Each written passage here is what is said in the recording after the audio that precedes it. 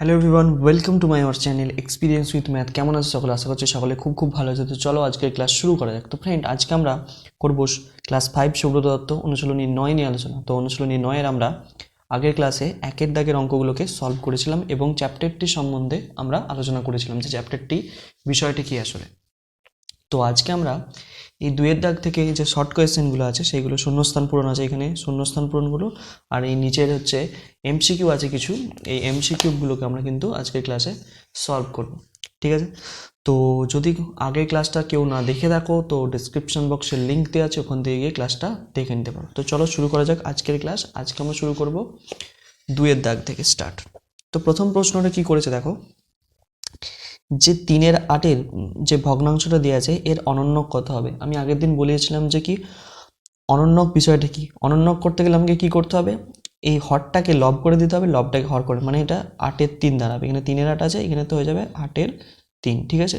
তাহলে 3/8 ভগ্নাংশটির অনন্যক হলো 8/3। ক্লিয়ার? তো এবার দেখো ক্ষয়ের প্রশ্নটা কি বলেছে, কয়েরটা গেল, ক্ষয়েরটা কি বলেছে।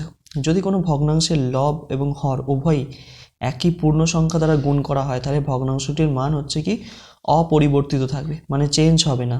কি থাকবে? অপরিবর্তিত থাকবে, অপরিবর্তিত থাকবে। ঠিক আছে? অপরিবর্তিত থাকবে হবে এটা। দেখো ব্যাপারটা আমি একটু বুঝিয়ে দিচ্ছি তোমাদেরকে। ধরো একটা ভগ্নাংশ দেওয়া আছে 5/8, এরকম একটা ভগ্নাংশ দেওয়া আছে। তো এই ভগ্নাংশটাকে আমি যদি একই সংখ্যা দিয়ে লব এবং হরকে গুণ করি, ধরো আমি 2 দিয়ে গুণ করছি, উপরটাকেও নিচেরটাকেও আমরা 2 দিয়ে গুণ করছি, তাহলে আমরা কত পাবো? 5×2 = 10 পাচ্ছি, আর 8×2 = 16। তাহলে ভগ্নাংশটি হলো 10/16। কিন্তু এই ভগ্নাংশটাকে যদি আবার কাটাকুটি করি, আমরা যদি কাটাকুটি করি তাহলে সেই আগের অবস্থাতেই ফিরে আসবে। দেখো 5-10, 8-16, তার মানে কত হলো? 5/8। ঠিক আছে? তাহলে এর মানের কোনো পরিবর্তন হচ্ছে না, অপরিবর্তিত থাকবে মানটা, এই ব্যাপার। ঠিক আছে? তো চলো এবার আসবো আমরা গয়ের অঙ্কটাতে। গয়ের অঙ্কটার মধ্যে দিয়েছে কি, যে 1/2, 3/5 এবং 3/10 ভগ্নাংশগুলির মধ্যে বৃহত্তম হলো। এই তিনটে দেওয়া আছে, এই তিনটের মধ্যে কে বৃহত্তম। তো কিভাবে ভগ্নাংশ ছোট কে বড় সেটা চেক করা আমি তোমাদেরকে দেখিয়েছি, আর একবার দেখিয়ে দিচ্ছি। দেখো তিনটে কী কী দেওয়া আছে, একটা হচ্ছে 1/2 আছে, আর একটা আছে কত? 3/5 আছে, আর একটা কত আছে? 3/10 আছে। তাই তো? তো এরকম তিনটে ভগ্নাংশ দেওয়া আছে, এদের মধ্যে বলতে হবে যে কি সবথেকে বড় ভগ্নাংশ কোনটা। তো তার জন্য কি করতে হবে, এদের যে ভগ্নাংশগুলো দেওয়া আছে এই ভগ্নাংশের হরগুলোকে আমাকে পাশে লসাগু করে নিতে হবে। তাহলে হর কত আছে? 2 আছে, 5 আছে, আর 10 আছে।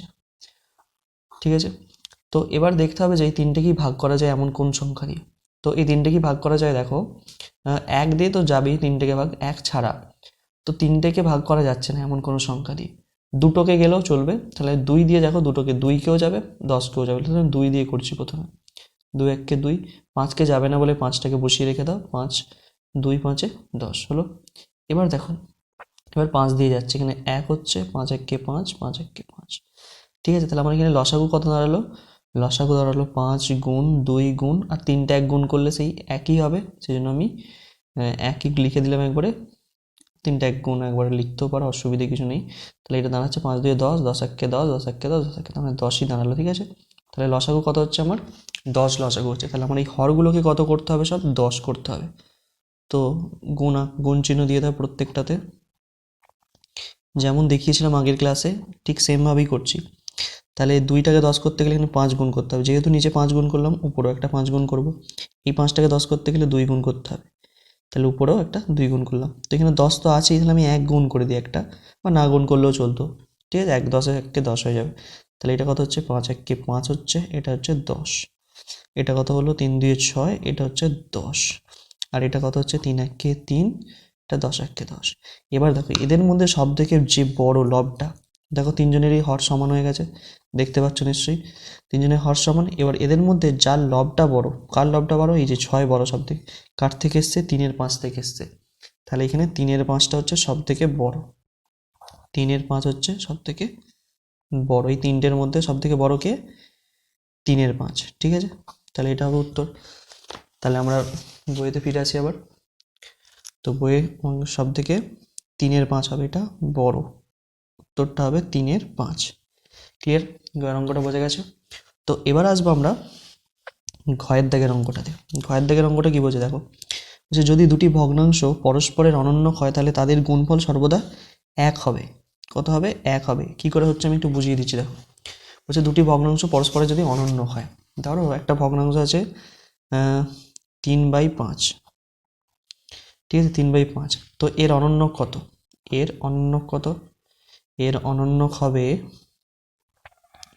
হবে 5/3।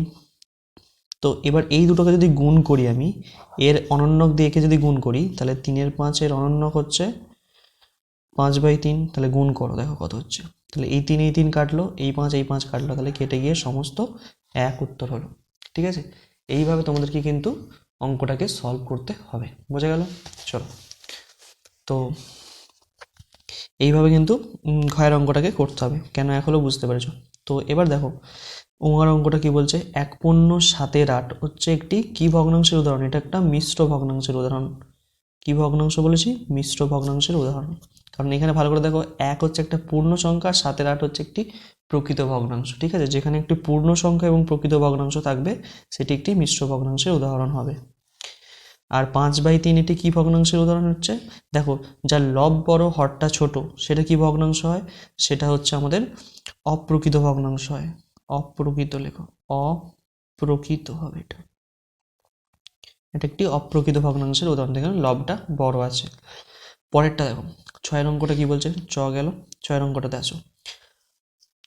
6 অঙ্কটা বলছে যদি কোনো একটি দ্রব্যকে 4টি সমান ভাগে ভাগ করা হয় তাহলে প্রত্যেক অংশ হবে সমগ্র দ্রব্যটির কত অংশ? একটা উদাহরণ দিয়ে বুঝিয়ে দিচ্ছি, তাহলে ব্যাপারটা বুঝতে পারবে। দেখো, ধরো তোমার কাছে এরকম একটা কেক আছে, বড় কেক আছে, ঠিক আছে? কেকটাকে আমি কি করব?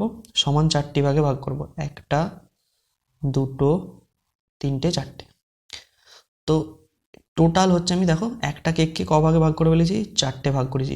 তাহলে এই এক একটি অংশের বলছে কি সমগ্র দ্রব্যটির একটি অংশ কত হবে? তাহলে এইটা কত হবে? টোটাল হচ্ছে 4 ভাগ আছে, 4 ভাগের মধ্যে এটা 1 ভাগ, এটাও 4 ভাগের মধ্যে 1 ভাগ, এটাও 4 ভাগের মধ্যে 1 ভাগ, এটাও 4 ভাগের মধ্যে 1 ভাগ।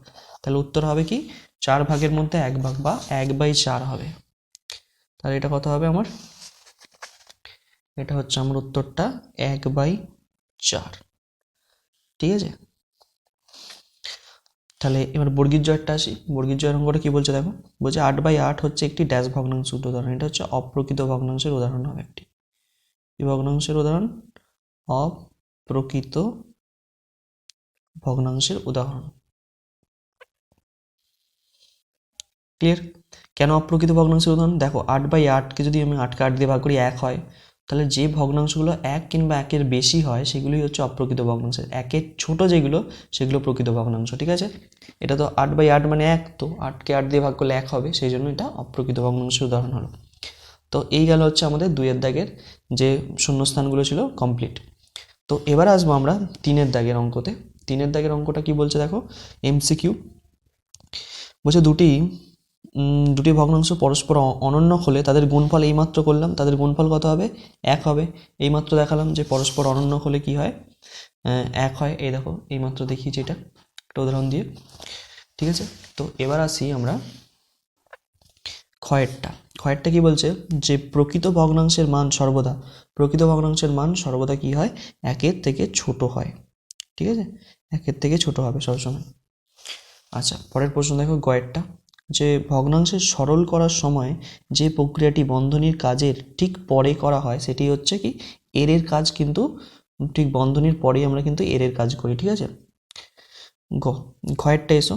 বলছে যদি কোনো ভগ্নাংশের লব ও হর উভয় পূর্ণ সংখ্যা হয় তাহলে ভগ্নাংশটিকে কি বলা হবে? উভয় পূর্ণ সংখ্যা হলে সেটি একটি সরল ভগ্নাংশ বলবো আমরা। ঠিক আছে? তো উভয় পূর্ণ সংখ্যা থাকে। ঠিক আছে? যদি একটি ভগ্নাংশের লব ও হর উভয় কি একই পূর্ণ সংখ্যা দ্বারা গুণ করা হয় তাহলে তার মান কি হয়? অপরিবর্তিত থাকে। ঠিক আছে? আমরা এইমাত্র করলাম এখানের অঙ্কটায় অপরিবর্তিত থাকে, সেম প্রশ্ন এখানে দিয়ে দিয়েছে। এবার দেখো 5/6 ভগ্নাংশটি 6/7 ভগ্নাংশ থেকে কি বড়, ছোট না সমান আমাকে জিজ্ঞেস করেছে। তাহলে আমি এটা একবার চেক করে দেখে নিই যে কে বড় কে ছোট। কি কি দেওয়া আছে? এটা হচ্ছে তোমার আমি এখানটা করছি এটা 6-এর অঙ্ক। ঠিক আছে? 6-এর এমসিকিউ। এমসিকিউ ছয়, এটা হচ্ছে 5-এর 6 দেওয়া আছে, আর একটা দেওয়া আছে তোমাকে 6-এর 7। তো এর মধ্যে কে বড় কে ছোট আমি বার করে ফেলছি। তো তার জন্য কি করতে হবে, 6-এর সাথে লসাগু নিতে হবে। দেখো 6 এবং 7কে এমন কোনো সংখ্যা নেই যেটা দিয়ে কি ভাগ করা যাবে এক ছাড়া। তো সেই জন্য আমি কি করব, যখন ভাগ করা যাবে না তখন কি করবো, এই দুটো সংখ্যাকে গুণ করে দেবো সরাসরি। ঠিক আছে, 6 আর 7কে গুণ করে দেবো, 6 7 তাহলে 42 হলো। তাহলে হচ্ছে এদের লসাগু হয়ে যাবে কি 42। তাহলে আমাকে কি করতে হবে, নিচের হরগুলোকে 42 করে দিতে হবে। তাহলে আমি একে 42 করতে গেলে কি 7 দিয়ে গুণ করতে হবে, তাহলে উপরে একটা 7 দিয়ে গুণ করলাম। তাহলে এখানে কত গুণ করতে হবে, 6 দিয়ে, উপরে একটা 6 গুণ করলাম। তাহলে 5 7 35 হয়ে গেল উপরেরটা, আর নিচেরটা কত হয়ে গেল, 6 7 42। এখানে হয়ে গেল 6 6 36, আর নিচেরটা হয়ে গেল 42। তো কোনটা বড়, বড় হচ্ছে এইটা সব থেকে, 36টা। লবটা কার বড়, 36 বড়। তাহলে কার থেকে এসছে, 6-এর 7 থেকে এসছে। তাহলে 6-এর 7 কী বলছে, 5-এর 6 ভগ্নাংশটি 6-এর 7-এর থেকে তাহলে কি ছোট হবে। 5-এর 6টা আমি দেখতেই পাচ্ছি কি 5-এর 6 হচ্ছে ছোট 6-এর 7-এর থেকে। তাহলে 5-এর 6 হবে 6-এর 7-এর থেকে ছোট। তাহলে কোথায় গেল, 5-এর 6 6-এর 7-এর থেকে হবে কি ছোট। আয়ের উত্তরটা হবে। ঠিক আছে, বোঝা গেল। চলো পরের অংশে যাওয়া যাক। বলছে এর সরলতম মান কত হবে। তো এর সরলতম মান করতে গেলে আমাকে খাতায় করতে হবে, মানটা বার করছি। দেখো আমি টুকে, দেখো কীভাবে করি অঙ্কটা। তো আছে 6-এর অঙ্কটা, টুকছি এখানে।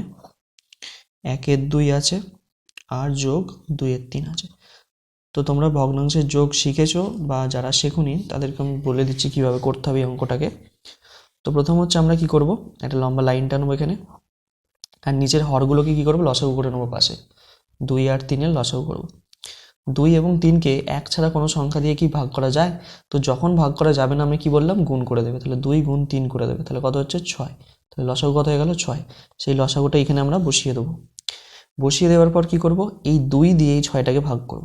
এই 2 দিয়ে 6টাকে যদি ভাগ করি কত হবে, 2 দিয়ে 6কে ভাগ করলে 3 হবে। ওই 3টাকে এই উপরের হরটাকে দিয়ে, এই উপরের যে লবটা আছে সেই লবটার সঙ্গে গুণ করে দেবো।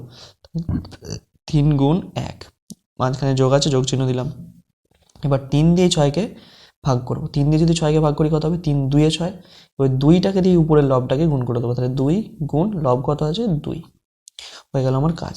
তাহলে এবার কি করব, 3 1-কে 3 যোগ 2 2 4, নিচে 6। দেখো তাহলে 4 আর 3 কত হচ্ছে 7, নিচে হচ্ছে 6।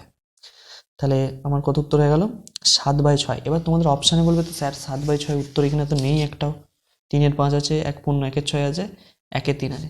তাহলে আমরা কি করব, এই যে ভগ্নাংশটা পেলাম এটা তো একটা কি ভগ্নাংশ, অপ্রকৃত ভগ্নাংশ। এটাকে আমরা কি করব, ভাগ করে দেবো। ভাগ করে মিশ্র ভগ্নাংশে নিয়ে চলে যাব। তাহলে 6 1-কে 6, 6 কত 7, 1-এ 7। তাহলে কি হলো, 1 পূর্ণ, এই নিচেরটা উপরে চলে যাবে, এই পাশেরটা নিচে বসে যাবে। তাহলে 1 পূর্ণ 1-এর 6।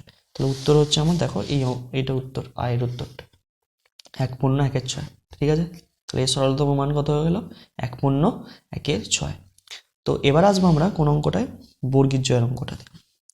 তো আমি এখানে দিয়ে দিয়েছি দুটো, দেখো এটা একটা মিশ্র ভগ্নাংশ দিয়ে আছে, দেখছে 5 পূর্ণ 2-এর 3 এবং 5 যোগ 2-এর 3। এই সংখ্যা দুটির মধ্যে সম্পর্ক কি। তো এই সম্পর্কটা হচ্ছে এরা দুজনেই সমান। এদের সম্পর্ক হচ্ছে দুজনেই সমান, মানে আমরা এখানে যেটা লেখা আছে তোমাদেরকে আমি দেখাচ্ছি, দেখো করে। মানে ধরো এইটা লেখা আছে তোমাকে, একটা দেওয়া আছে 5 পূর্ণ 2-এর 3, আর একটা দেওয়া আছে 5 যোগ 2-এর 3। ঠিক আছে, এটা দেওয়া আছে। তাহলে আমি কি করে বলছি যে এই দুটো সমান। দেখো এইটাকে আমরা, এই জিনিসটাকে আমরা এইভাবে লিখতে পারি, 5 যোগ দিয়ে 2-এর 3 এইভাবে। আবার এইটাকে যদি তুমি আবার এইখানেও নিয়ে চলে আসতে পারি, কিভাবে নিয়ে আসতে পারি, দেখো আমি লিখছি 5 যোগ 2-এর 3 আছে আমার কাছে। দেখো আমি এখানে লসাগু করছি, ঠিক আগের অঙ্কটার মতো। 5-এর তলায় কিছু না থাকলে আমরা 1 ধরে নিয়েছি একটা। তাহলে 1 আর 3-এর লসাগু কত হবে, 3 লসাগু হবে। তাহলে 1 দিয়ে যদি 3কে ভাগ করি কত হবে, 3 হবে। 3-এর সাথে 5 গুণ করলে 3 5-এ 15, যোগ দিলাম। 3 দিয়ে 3কে ভাগ করলে 1, 1-এর সঙ্গে 2 গুণ করলে 2, 15 আর 2 কত হচ্ছে 17 হচ্ছে, নিচে হচ্ছে আমার 3। ঠিক আছে, ক্লিয়ার। তো এবার কি করব, এবার কাজ হচ্ছে আমরা এই ভাগ করে দেবো 17কে 3 দিয়ে। 17কে ভাগ করবো কত দিয়ে, 3 দিয়ে। 3 দিয়ে যদি ভাগ করি 3 5 কত হচ্ছে 15, 5 কত 7, 2-এর 7। তাহলে 5 পূর্ণ আমরা কত লিখতে পারি, 2/3। দেখো এই জিনিসটাতেই তো ফিরে চলে এলাম আবার। ঠিক আছে, এই জন্যই বলছি কি, যে আমরা যদি এরকম পূর্ণ থাকে আমি এইভাবে যোগ আকারেও লিখতে পারি, বা যোগ থাকলে এরকম পূর্ণ আকারও এইভাবে লিখতে পারি, মিশ্র ভগ্নাংশের আকারে। আশা করছি বোঝা গেছে। তাহলে এই দুটোর মান সমান। ক্লিয়ার? এবার হচ্ছে হাততলার জয়েরটা আসি। হাততলার জয়টা কি বলছে, যে একটি মিশ্র ভগ্নাংশের মান সর্বদা কি হচ্ছে, একটি মিশ্র ভগ্নাংশের মান হচ্ছে এক অপেক্ষা বৃহত্তর হয়, এক অপেক্ষা ক্ষুদ্রতর হয়, আর এক অপেক্ষা সমান হয়। অবশ্যই এক অপেক্ষা বৃহত্তর হয়, ক্ষুদ্রতর কখনোই হবে না, ঠিক আছে? এক অপেক্ষা বৃহত্তম হবে। মিশ্র ভগ্নাংশ আমরা কাকে আমরা হচ্ছে অপ্রকৃত ভগ্নাংশগুলোকেই মিশ্র ভগ্নাংশে প্রকাশ করি। তাহলে অপ্রকৃত ভগ্নাংশের মান তো সর্বদা একের থেকে বেশি হয়, ঠিক আছে? তাহলে মিশ্র ভগ্নাংশের মানও একের থেকে বেশি হবে। তো এবার আসবো ইঙর অঙ্কটা। এটা কি বলছে দেখো ইঙর অঙ্কটাতে, তো বলছে 500 টাকা 2/5 এর এর একের 2 এর মান কত হবে? তো কথাটা কি লেখা আছে আমি এখানটা করছি, দেখো তাহলে বুঝতে পারবে জায়গাটা। ইঙর অঙ্ক এটা, ঠিক আছে? ইঙরটা যে 500 টাকার 2/5 এর একের 2 মানে কত আমাকে বার করতে হবে, ঠিক আছে? তো কিভাবে করবো, দেখো 500 টাকার বলেছে মানে এর গুণ করব 2/5, এর মানও আমরা গুণ দেবো একটা 1/2। তাহলে কি করবো দেখো, যেগুলো কাটছে কেটে দিচ্ছি, এই যে 2 উপর 2 কেটে গেল, 5-এর সঙ্গে 500কে কাটছি, 5 100 500, তার মানে কত টাকা হচ্ছে 100 টাকা, ঠিক আছে? এইটা হচ্ছে আমাদের উত্তর। উত্তর কত হবে, এই যে তোমার আছে এটা 100 টাকা। তো এই গেল হচ্ছে আমাদের অনুশীলনী 9-এর MCQ-গুলো, ঠিক আছে? তো তাহলে আমরা আজকের ক্লাসে 2-এর দাগ এবং 3-এর দাগ সব অঙ্কগুলোই কমপ্লিট করে নিলাম। নেক্সট ক্লাসে আমরা এই যে বিষয়ভিত্তিক প্রশ্নগুলি আছে সেইগুলো এবং পরের যে সমস্ত অঙ্কগুলো আছে সেইগুলো নিয়ে আলোচনা করব, ঠিক আছে? তো আজকের ক্লাসটা এত অবধি। যদি বুঝতে অসুবিধা হয় অবশ্যই কমেন্ট সেকশনে জানাবে। তত অবধি মন দিয়ে পড়তে থাকো। All the very best.